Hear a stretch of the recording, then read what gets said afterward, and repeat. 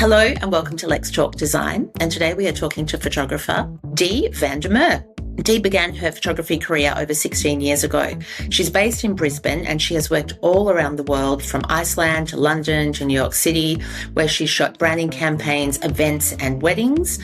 Dee's company, Pixel Punk, specialises in working with clients to create the best connection to frame a space where the best work is captured and it feels as genuine as it looks. Thank you for joining us today, Dee. Thank you for having me.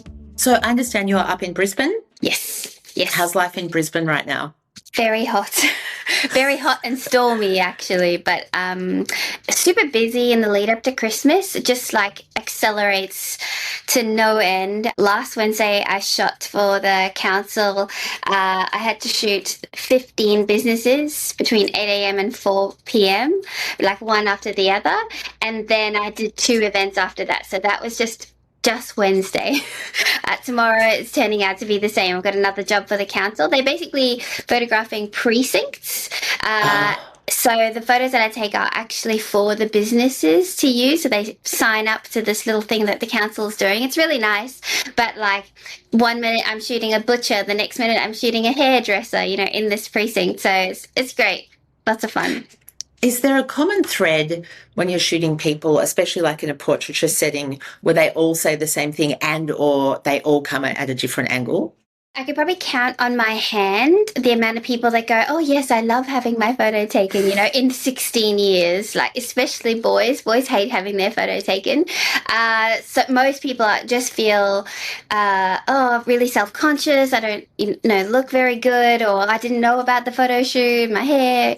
And I just try and make them feel as comfortable as possible, completely resonate. I hate being in a photo myself, so I know the feeling. And also, as I go, I show them how they look on camera. So I'll show them what their photos are looking like. And the minute they see that, actually, I don't look that bad, the photos, they feel more relaxed, and then the photos just get better as well. So, I feel like being empathetic to that, I really hate being on camera, helps a lot. So yeah, totally. Because when you hear models talking, like you're watching Project Runway or something, and then when the models pull their looks, and it looks so great, and then when you try and pull it, it looks moronic. But then sometimes it photographs better than it feels. It's a really grey area. Yes. Most photo shoots for normal humans, it feels really awkward. You feel like everybody's looking at you. But when you look at the pictures, it doesn't translate the same way. And working with humans and then working with models is also different, because models are just so used to that you're like, whoa, you need to just slow down. Let me just take a couple of photos like that and a couple of photos like this, instead of you just banging through all your faces that you've got, So I once photographed a wedding of a model, and the whole wedding had to be flipped around to the side of her face that was good, and when you look at her, I'm like, oh, you're beautiful. How can you have but she genuinely did have a good side and a not so good side. So normally it's the bride and groom, but we flipped the wedding so that her good side was facing the people. So yeah, just people's things. Hey, we all have something. Some people just really hate being in front of the camera. Most people hate it. Yeah, and you only have such a limited time to create that rapport and put them at ease. Is that because you've got to have this, photography, full disclosure, many years ago, last millennia, I studied photography. It was the first thing I studied outside of when I finished year 12. I studied, I studied black and white film photography. Amazing. And, yeah, so cool. Really, really cool. But what terrified me was you have to be artistic, tech-minded, and then you've got to, especially if you're dealing with humans, you've got to build that rapport in 25 seconds or less. Yes, that's right. Skill. Yeah, I know. It's people buy cameras and they're like, I'm going to be a photographer now, and it really is much more than the camera. I did a little post on my Instagram a few months ago, and I'm like, these are the top 5 things that people say to me as a photographer. Most of it, it's like, oh, can you please Photoshop my chin out? Can you please do this? Can you please? But the number one thing is they look at the photos on the camera and they're like, wow, that's an amazing camera. And I'm like, the camera cannot take photos by itself, but yes, people skills imperative in any setting, I think. I feel a little bit lucky, even though my voice, I'm not a fan of it. I sound like I'm 12 most of the time. I answer my own mobile phone and people ask if they can speak to my parents, even today. But I think it really takes the edge off with people, this like the voice. Also, I just, I'm always happy to crack a joke, and I'm just honestly the shiniest dork you've ever seen at the best of times. I love sequins and sparkly things, and being a dork is what I'm great at.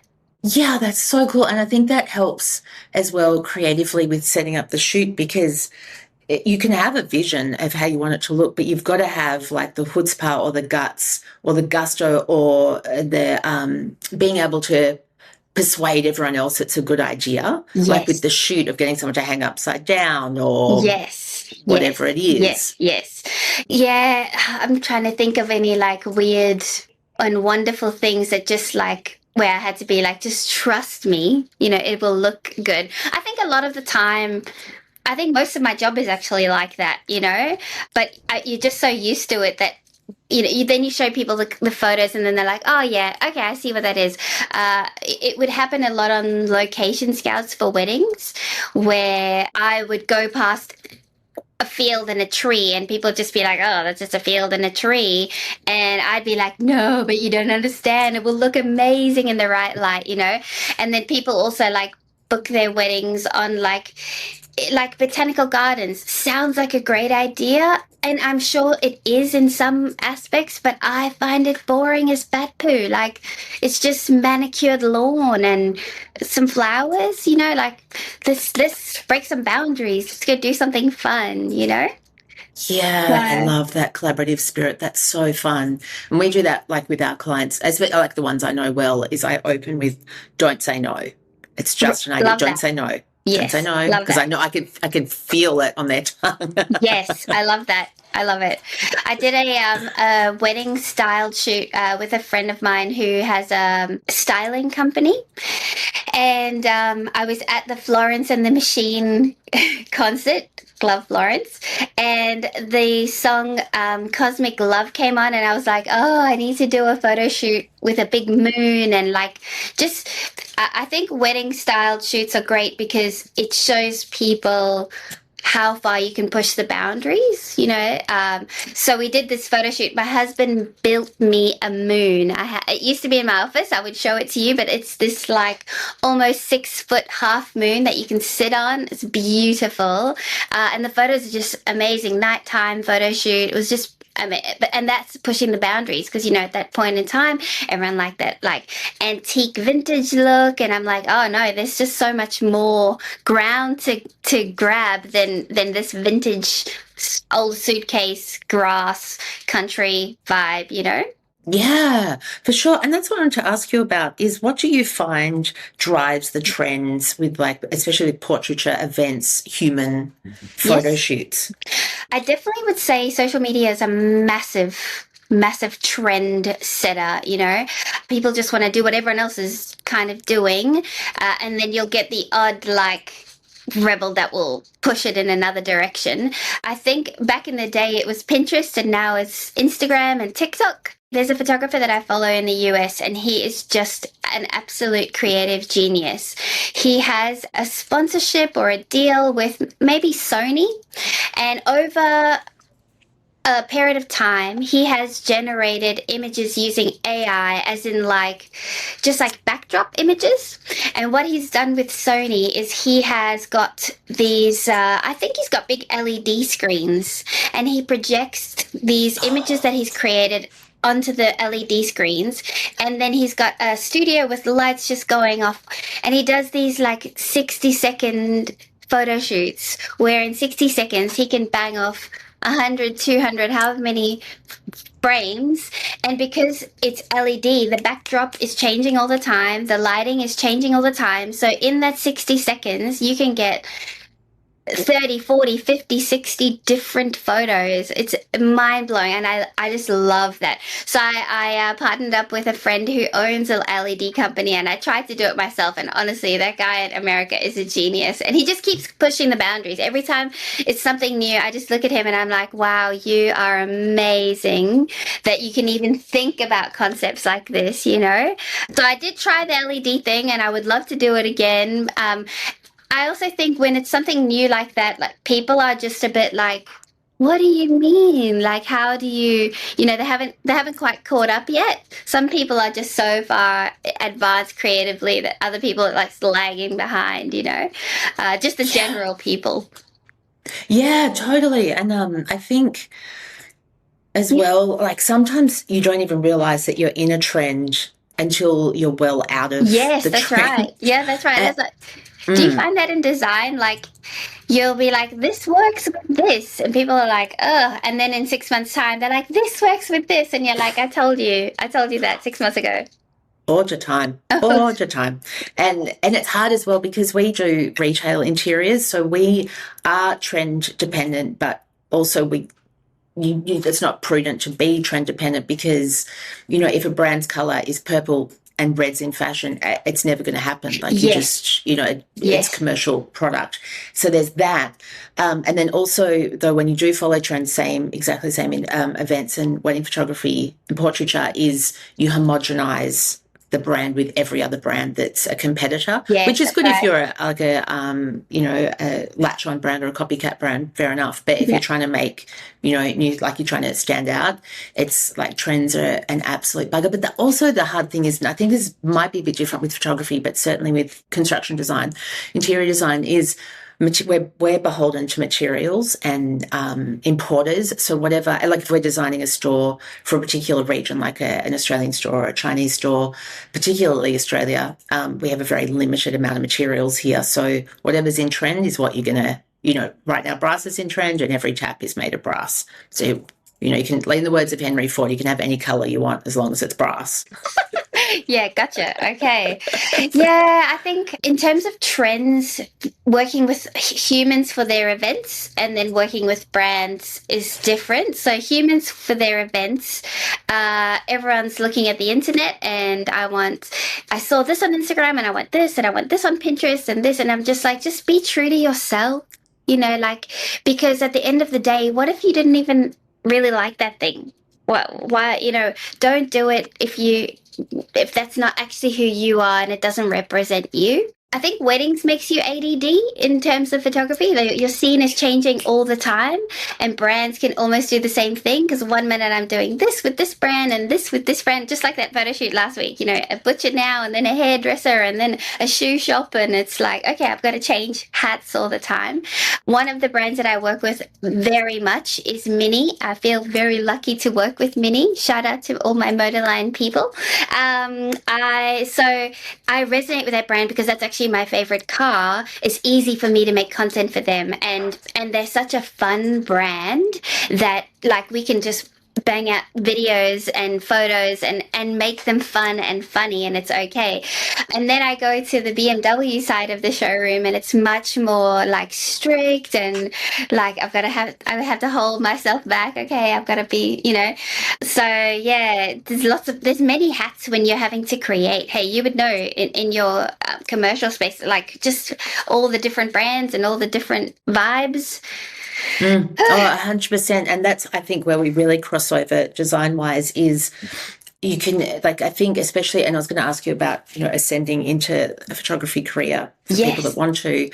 But, like, so I think when you're starting out, especially photography, but even interior design as well, is that you think your creativity is the mood board, the design direction, and the colour palette, and that's your signature, when really your signature can be being prompt, being punctual, being polite, being reliable, being out of the box thinking, being creative, over-delivering, or whatever, high res, whatever it is. And like, high res metaphorically, emotionally, spiritually, but there's different ways, and that's like letting that come through with the signature. But I also, and so circle back to graduates, but I'm glad you brought up Mini and BMW, because I was watching, there's this great clip you've got on your Insta that really shows the bit that no one talks about with photography, which is the physicality. So to paint the scene, you're riding in the passenger seat, shooting on a BMW driving day. And I know, because I have been there, I've done, my husband on and off has race cars, and I have been the passenger, I've been the driver. Much better being the driver for puking.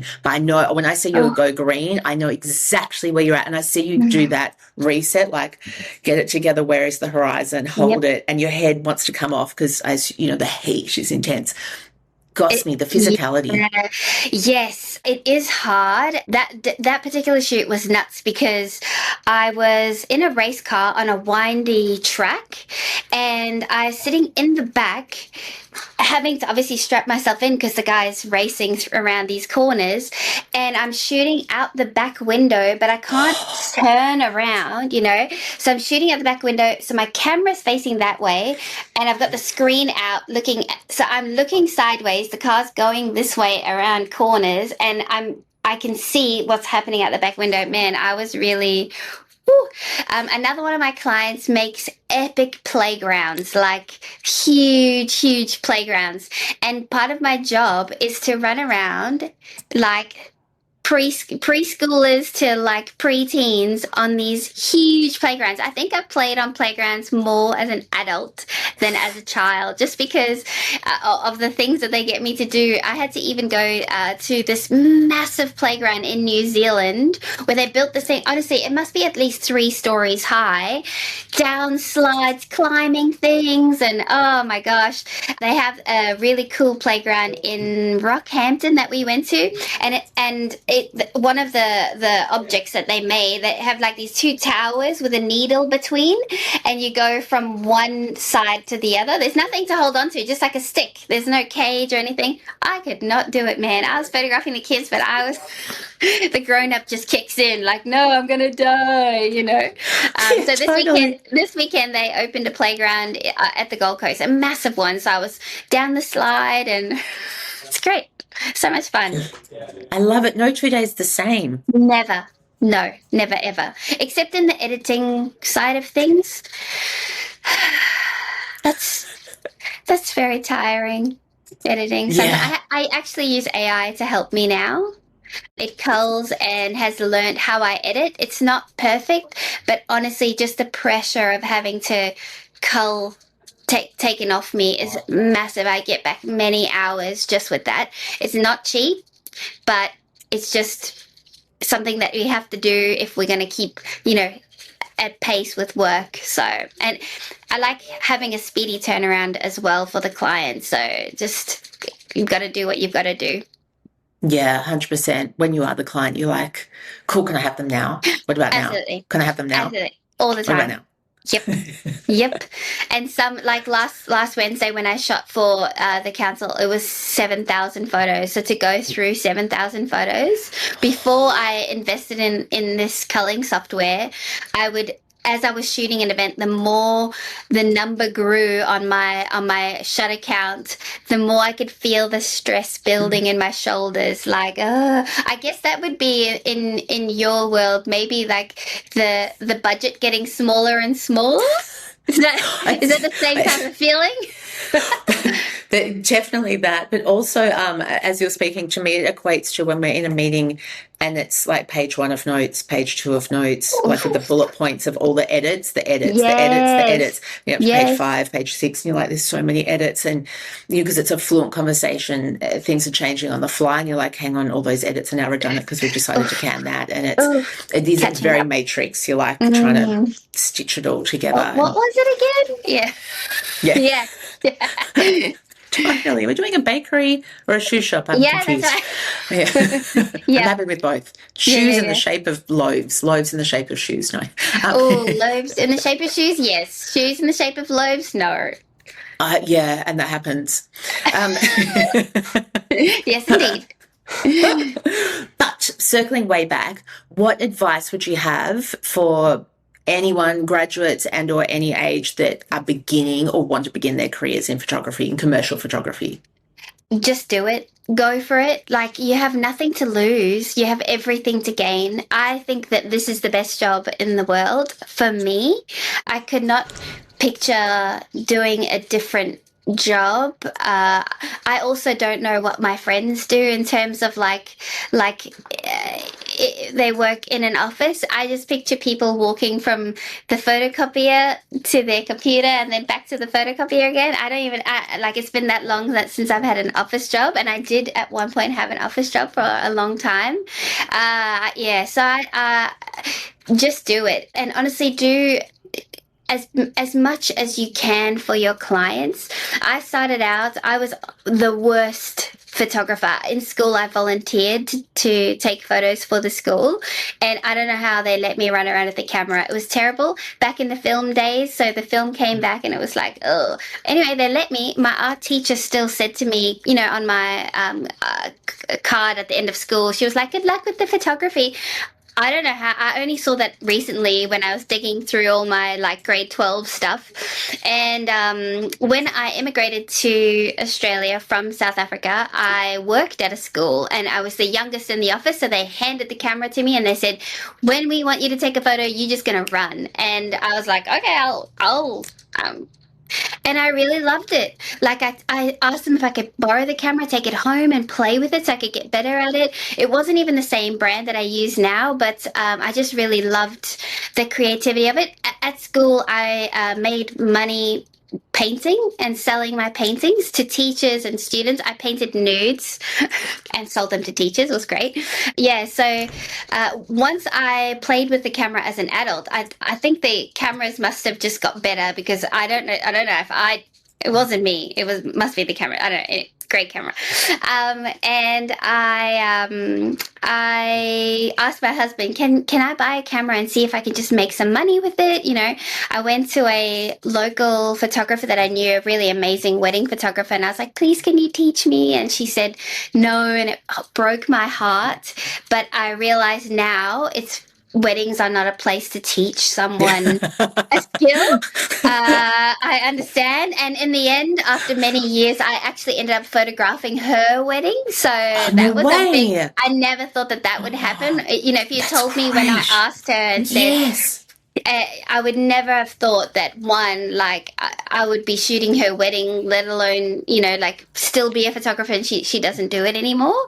My very first job as a photographer, I still had my camera in a box. After my husband bought me this camera, I had my camera in a box. I was too precious to even take it out the box, you know. A friend of mine was getting married and she said to me, hey, Dee, I'm just going to ask people to take photos at the wedding, collate what everyone has, and that's going to be my wedding photos. I can't find anyone that I like. And I was like, you cannot do that. Like, I will use my fancy new little camera. It wasn't fancy. And I will come and take photos of you all day. You have nothing to lose. Like, my photos cannot possibly be worse than people's photos that they take on their phone or their little, you know, cameras. And this was pre-iPhone days as well, so it wouldn't even have been great. And yeah, and that was my first wedding. And I had written out this piece of paper. I went on the internet, looked at wedding photos, and like, don't forget this kind of photo and this kind of photo and this kind of. And I walked around that list. I don't know how many weddings I did with that list. Hey, like, but then you just kind of know what to do. And yeah, so that first wedding I didn't get paid for. A couple of weddings I didn't get paid for. And then when people started asking me like, hey, can you, then I was like, well, okay, I might be able to make some money on this, you know. If I didn't actually just put myself out there and just go for it with nothing to lose and no expectation or pressure on myself, I would never have done it. You know, I am an overthinker, so please don't think that I'm not. Definitely an overthinker, and imposter syndrome has made raucous in my head.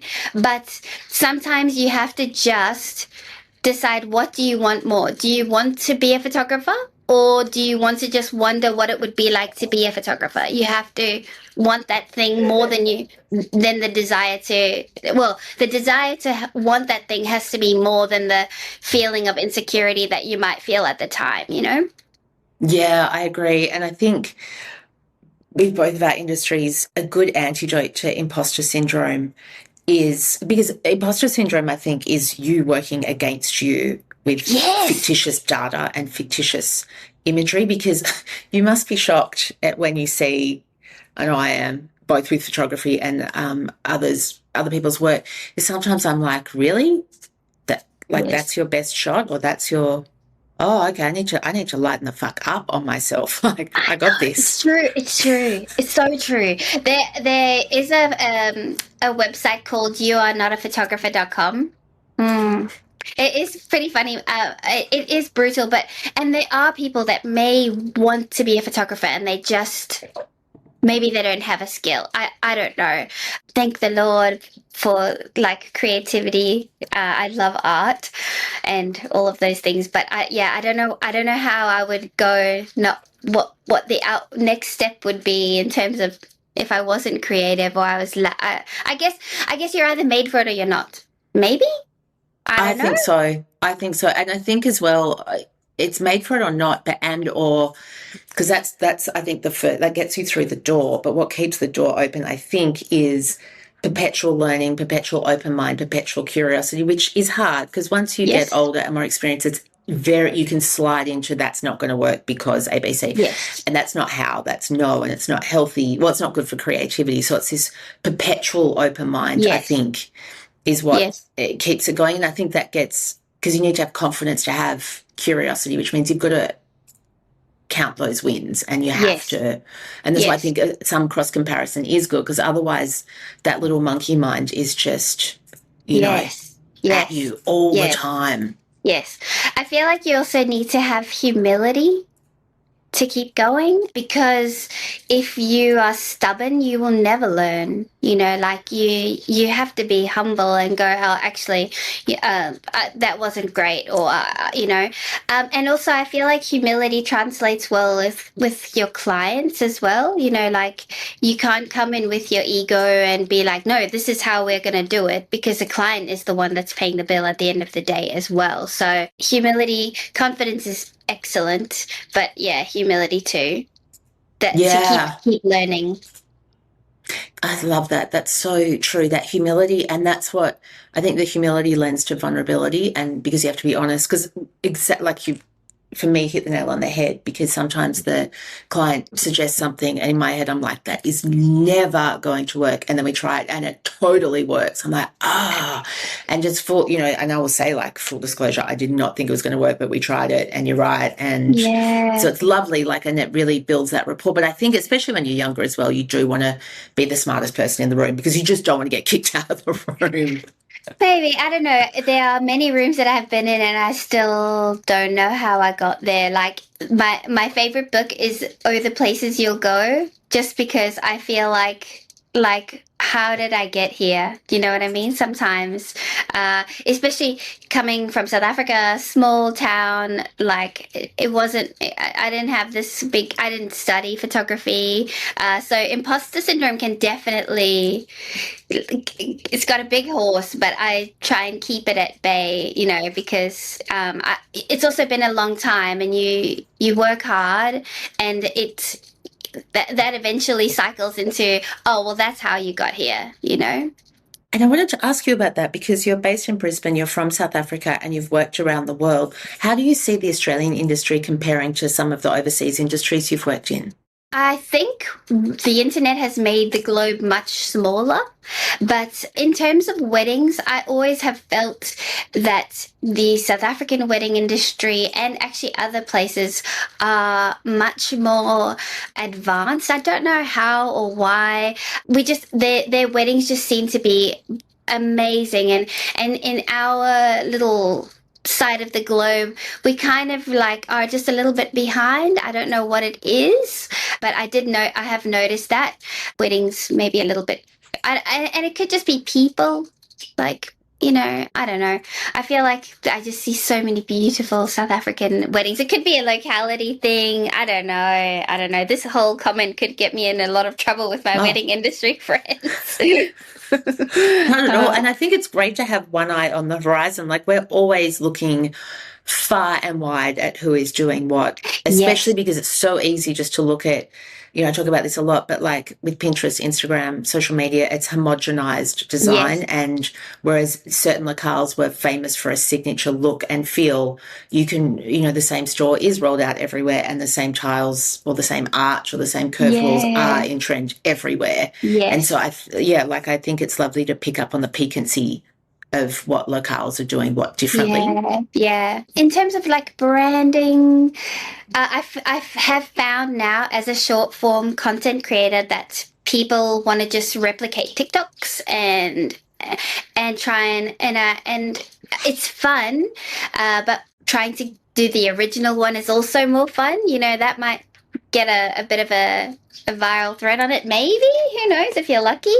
But yeah, just repeat TikToks. Just yeah. You get that? You would get that all the time. Yeah, we get that a lot. It's hard because we also have to, part of what we do is we've been, my husband has been in retail design for 25 years, and we know, especially with store design, like stores that store design will be there anywhere from 5 to 15 years. So it's got to have longevity. Yes. So you can definitely put in red hot trends, but also realize that what goes up must come down. Yes, so you've got to right. kind of play a bit of a longer game with commercial design. I mean, commercial design is definitely solid. Photography is like literally the speed of a shutter, speed of light. Literally, you are literally working with the speed of light. Yep. I had to, one of the photo shoots I had to do last week was like, the guy was like, I need it all really dark, really. And I was like thinking, oh, buddy, I need light to work. Like I literally, it's what makes the camera work. No light, no photo, So yes, you just do the best you can with what you have. I guess in weddings, it's such a good learning ground, and that's how I started weddings. So I do talk a lot about them, but it was my training ground. I had to work with so many different people. I had to work in every setting that you can imagine, in every type of weather that you can imagine. The wedding in Iceland was -6 degrees and raining. It was blisteringly cold, and I guess working in this humid climate, when you're going from the car to -6 degrees to a warm car, your camera can fog over as well. So it's waiting for that to clear out, and it just elements, that you don't necessarily have in your everyday life. Yeah, amazing. I never even thought about that. You are really an on-the-fly director, producer. Everything. At the same time. Everything. Yeah. You are looking at people, how they look, because they can't see themselves. I was shooting a couple once, and the lady, they were holding each other, but her hand was like this. And I was like, what is your hand doing? And then she was like, oh, she didn't even know. You're looking at hair and everything, background, like there's so many things all the time, because I guess also for me, the more I fix in real time, the less I have to fix in post, because nobody wants to be behind the computer, So yeah, it's constantly like observing everywhere. And sometimes you can fix that all the things, and you don't even realize that there's something on the person's face. You shoot the whole. I had a wedding for a lovely Zimbabwean couple, and her skin tone was a bit fairer than his skin tone, and the whole day we did the wedding was amazing. And when I went to edit, I noticed that there was a patch of like foundation on his forehead that just looked like shine. No, didn't see it the whole day. Working the whole day, didn't see this tiny patch of foundation. Yeah, that's a whole vibe. Is you see that, and it's a brutal learning. And so I'm 47, so kind of grew up in the 90s, and in the 90s is when we discovered putting sunscreen in foundation, and we used to wear really thick matte finish foundation. The white. And nobody warned us, is with the flash you would get this huge reflection. So everyone from the 90s has these white faces, red lips, skinny brows. Eyebrows, yep. Remember? Like it was just a brutal time. And even now, like when I'm watching TV, I can see when there's too much, like their contour has gotten, it's got a chemical in it that's not reacting well with the video. There's the line, the too orange, the Oompa Loompa. There's lots of, no, it's not good. It's not good sometimes. People also have their like, on my wedding, I don't want to have too much makeup. I want to look like myself. I'm like, no, put the makeup on. You want to look amazing. You want to look. Paint for the back. So, like, seriously, there's not very many times that you get to do this. Go all out on your, on your face, but be yourself. Hyper. It's like you're being hyper. That was my remit for my wedding makeup. It's like 4K version of yourself. Yeah. Exactly, high definition. Everything to the power of. What I want to also know is, where are you drawing your inspiration from? Yeah. And if it's all and sundry, which I imagine it is, it's my hunch, is how do you feel it's inspiration? What does it feel like when you're inspired? Sometimes, before I did that very first wedding, I didn't I was painting and that's fine, like painting from magazines or whatever, in South Africa there's a magazine called SL magazine, and it's kind of like GQ but not so and anyway, because I painted nudes, so it was a little bit, like GQ meets Rolling Stone. That's the kind of magazine it was. When I photographed my first wedding, honestly, the minute I put my camera down, it was like everything I saw in frame. And even today, I can see things just in frame, So nature, not as much. Yes, like beautiful sunsets, the sky, definitely amazing. But even music, oh my gosh, music is such a, like I said, I was at the Florence and the Machine concert, and I was like, I don't know, I'm sure you have. On Instagram, there is an artist that makes like so many of the viral TikToks and Instagram posts have his music. He's called I Saint James. I Saint James. He's excellent. After doing when I have to copy other TikToks or Instagrams, I have to use the same music, right? So anyway, I really liked his music, so I went and actually listened to his albums. Amazing. It's like I hear the music and then I can think, oh, I would make a video like this, this, and this. So music is a big one for me. Obviously, looking at other people's work is always inspiring. Some people, like I said, that photographer in America is amazing. He just is next level on everything. And yeah, just everyday life, I guess. The little monkey inside my head that's constantly chirping and, giving me the running commentary of my life. That's a good one. I remember hearing, I was watching the Avicii documentary. Yes. And Chris Martin was saying, I can't remember what song it was, but he heard an Avicii song and he was like, I know I really like something is when I'm instantly jealous. Like I'm like, turn it off because it's so good, it's not mine. And I'm paraphrasing it, something like that. And I so know that. And then he's like, then of course I'm like, turn it back on, that's amazing. And I so know that feeling. Sometimes something is so good you just want to squash it because you're like, oh God, I wish that was mine. God, I'm annoyed, that's so good. I know. It's hard. There are some people that are just like, how, where did you think of that? How did you think that up? How did you think to come up with LED backdrops that change every second and then lights that change every second and what made you think of that? Like, yes, I'm going to speed up my workflow so fast that I'm going to do a 30-minute, half an hour, 45-minute shoot in 1 minute, how? Efficiencies. Like brutal. How do you compete with that even, you don't compete. You just say, we're not worthy, So.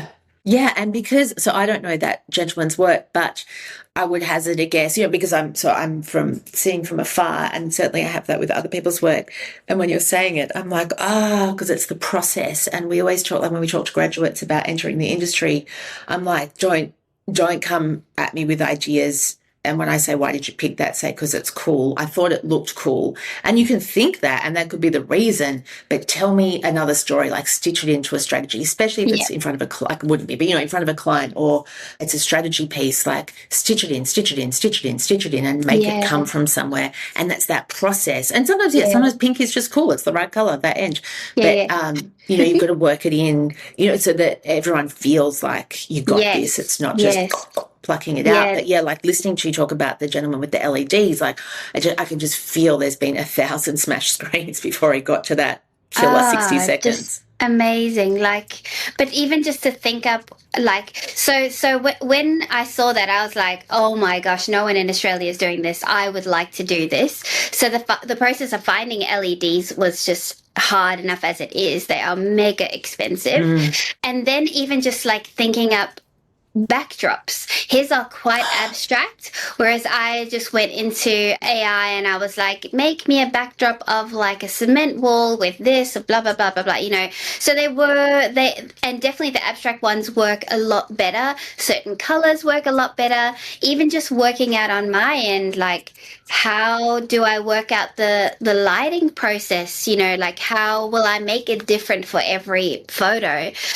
So they're a massive process.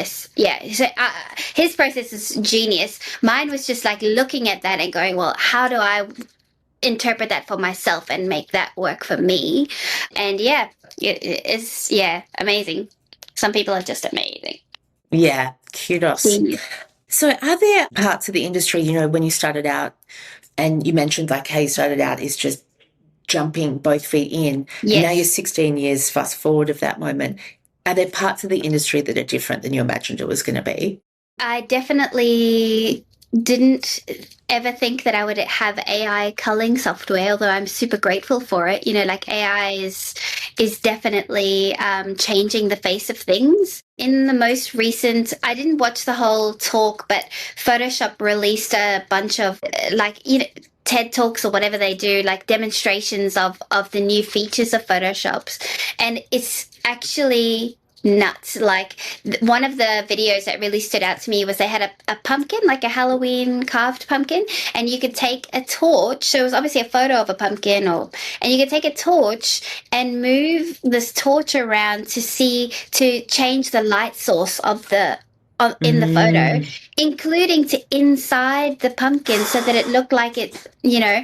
And I looked at all the comments on that post, and I think as wow as people were of the technology, most people were like, you are going to take away jobs from people who use your software. So it's interesting. Wouldn't be the first time. No, that's right. I definitely think also that there will be a lot more in terms of video, like AI rendering in video. I spoke to someone yesterday. A friend of theirs is a commercial photographer, did an entire brand shoot, just AI, didn't even pick up his camera once. So that's mildly terrifying. But also, in terms of event land, which is where I hang out a lot now, I feel like that will still be a thing. I don't know if AI can take that one just yet. I could be wrong. No way. Yeah. No, I think as far as one way is the AI pendulum's going to swing is I absolutely believe like people will discover for the first time and or rediscover physicality. And physicality gives you a dopamine hit, like, you know, online can give you a micro dopamine hit, but the risk and adventurousness of being out with actual human beings in real life. Absolutely. It's that. And so I suspect we're going to pendulum swing both ways. I was speaking to an HR person recently, and she was saying that they actively look for spelling mistakes in resumes now because then they know the human has written it, not AI, you know. So, I mean, I love a good chat GPT, but my background is PR comms and writing, and like I can cope with AI generated images, especially if it's part of a process, a creative process. For sure, it's just another tool, 100%. Yeah. But if you can't be bothered writing your cover letter, like even if a human writes a cover letter, I'm like, oh, please be good. But if a machine has written it, like I don't need to know what the coder interprets as this random person's best case scenario. Like, if a human can't be bothered writing it, I probably can't be bothered reading it. Each their own. Like some copy is perfunctory, like website copy and stuff. You know, like do it. Yeah. Usual suspects and stuff. I feel like, it's like how DSLRs took over from film. And then everyone was just banging out all these amazing photos. And now we're all like, give us the film back. It's just so much more. There is something that's like, there's a depth to it that you cannot replicate in a normal DSLR or a mirrorless camera. Like film has a feeling, you know. Amen, sister. Yeah, and as you're saying that, I'm thinking food's exactly the same. We went from slow food to fast food, and of course there's a slow food movement, and it is much, it's more enjoyable to prepare. It has reverence, and of course fast food has its place. Everyone has its place at the table, but I don't think one can replace the other, because all of this speeding up, I'm like, where are we going so fast? Like, where is the fire? No one is even chasing us. Why are we running? So yeah, it's almost like I really feel like the record player of time is on the high speed. I mean, I know I talk on high speed, but like, you know, yeah, exactly. Is that what you find when you're shooting? Is because that you're at whether it's commercial gigs like branding gigs and or weddings and events, that it's a monumentous occasion, and so everyone, of course, has their phone ready. Typically, however, they have hired a professional photographer, so they don't need to have their phone up. Are people like a bit, what do I do with myself now? Like, normally I would be manically taking photos. Oh, no, it does take a lot for them to let loose if they're not allowed to use their phones. But everyone is there with their phones, and if they're not taking, if they have been told at the wedding that they are not allowed to take photos of the wedding and post it online, so then it's just an afternoon of taking 1,000 selfies, you know. But classic example of this is sometimes I get asked to shoot pre-formals, so people that are going on their formal nights. I'll go to their house before and take photos of them. And I was shooting for a boys' school, so at a boys' house, and all the girls were there, obviously. And I saw them taking selfies of themselves, and I said to them, do you girls want me to take a photo of you? Like, I'll do it on my cameras. And their response was like, no, because of that instant. They got the instant. They didn't want to take it on a $7,000 camera, rather on an iPhone that's probably old, because it's instant. And I'm just like, fools, they don't know what they don't know. You join him. Honestly, the face will look so much better, and the photographer this is my job, you know. So yeah. Trust and believe. That is like putting on your supermarket lip gloss while Bobby Brown leans over and says, I've got some lippy if you want to try. Yes, exactly. I just was like, I was like, okay, I'm just going to go there. Okay, ladies, you're good with your iPhone photos. So, yeah. Brill. Now, I understand that earlier this year you were invited by Queensland's biggest photography club to speak, and off the back of that you are launching next year the Inspired Rebels Academy. Can you tell me a bit more about it, please? Yes, of course. So, after speaking at this photography club, I never thought of myself as a teacher in any way, but I can talk like Donkey, you know, from Shrek. That's me, fully. And also just the, like, helping people as well.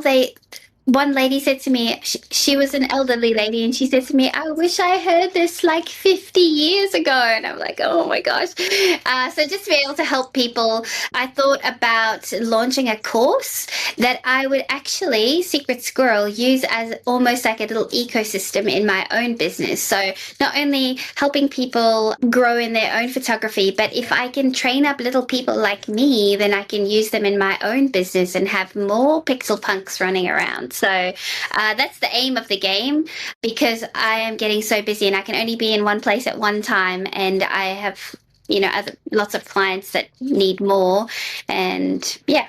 So that's the long-term aim, but just to get a little squad of rebels to start creating and pushing boundaries and changing the norm, I guess. Absolutely, and hiding in plain sight while you're That's doing right. it. Yeah, that's right. Yeah, that's right. The One of the ninja. perks. Yeah, exactly. Being the inspired rebel. Well, the course sounds amazing. So if anyone wants to get on the waiting list, they can visit Dee's website at www.pixelpunk.me or .me. Yes. And or you can reach out to her or follow her obviously on Insta, which is at Pixelpunk Pictures, which underscores in between the words. Great. And we'll have all the details in the show notes, of course. And thank you so much for your time, Dee. I super appreciate it. Pleasure. Thanks for having me.